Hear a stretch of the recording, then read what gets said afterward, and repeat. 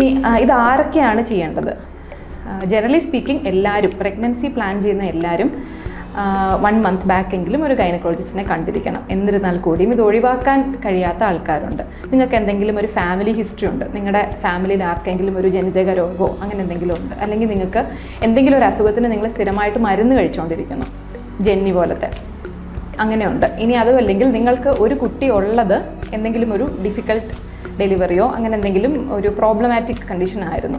ഇനി അതും അല്ലെങ്കിൽ നിങ്ങൾക്ക് ഒന്നോ അതിലധികമോ അബോർഷൻസ് ഉണ്ടായിട്ടുണ്ട്, അങ്ങനെ ഉണ്ടെങ്കിലും നിങ്ങൾ ഈ പ്രീ പ്രഗ്നൻസി കൗൺസിലിംഗ് ഒഴിവാക്കാൻ പാടില്ല. ഇനി ആ സമയത്ത് എന്തൊക്കെയാണ് അഡ്വൈസസ് തരുന്നത്? ജനറലി പറയുകയാണെങ്കിൽ നിങ്ങൾ എത്രത്തോളം ഫിറ്റാണെന്ന് നോക്കുകയാണ് ചെയ്യുന്നത്. ഇപ്പം ഉദാഹരണത്തിന് നിങ്ങൾക്ക് വെയിറ്റ് കൂടുതലാണ്, നിങ്ങൾ ഒബീസ് ആണെങ്കിൽ വെയിറ്റ് കുറയ്ക്കേണ്ട, ഐഡിയലി എത്ര വെയിറ്റിൽ കൊണ്ടുവരണം എന്നുള്ളതിനെ പറ്റിയൊരു ഐഡിയ കിട്ടും. നിങ്ങൾ എക്സസൈസിന് ഇമ്പോർട്ടൻസിനെ കുറിച്ച് പറഞ്ഞു തരും. പിന്നെ നമ്മൾ എപ്പോഴും ഓവർലുക്ക് ചെയ്യാൻ ചാൻസ് ഉള്ള ചില ഇൻഫെക്ഷൻസ് ഉണ്ട്, യൂറിനറി ഇൻഫെക്ഷൻ അല്ലെങ്കിൽ നമ്മുടെ മോണയിലെ ഇൻഫെക്ഷൻ. ഇതൊക്കെ ആ സമയത്താണ് ഐഡൻറ്റിഫൈ ചെയ്ത് പ്രോപ്പറായിട്ട് ട്രീറ്റ് ചെയ്യാൻ പറ്റുള്ളൂ. പിന്നെ നിങ്ങൾ എന്തെങ്കിലും അസുഖത്തിന് സ്ഥിരമായിട്ട് മരുന്ന് കഴിക്കുന്നുണ്ടെങ്കിൽ അത് എല്ലാ മരുന്നുകളും എല്ലാ മെഡിസിൻസും പ്രഗ്നൻസിയിൽ സേഫ് അല്ല. അപ്പോൾ നമുക്ക് ചിലപ്പോൾ മോഡിഫൈ ചെയ്യേണ്ടി വരാം. ഇതൊക്കെ പ്രഗ്നൻസിക്ക് മുൻപേ ചെയ്യുന്നതാണ് ഐഡിയൽ. പ്രഗ്നൻ്റ് ആയിക്കഴിഞ്ഞാൽ ചിലപ്പോൾ ഇതൊന്നും മോഡിഫൈ ചെയ്യാൻ പറ്റിയെന്ന് വരത്തില്ല. അപ്പോൾ ഇതെല്ലാം ഈ പ്രീ പ്രഗ്നൻസി കൗൺസിലിങ്ങിൻ്റെ സമയത്താണ് ചെയ്യുന്നത്.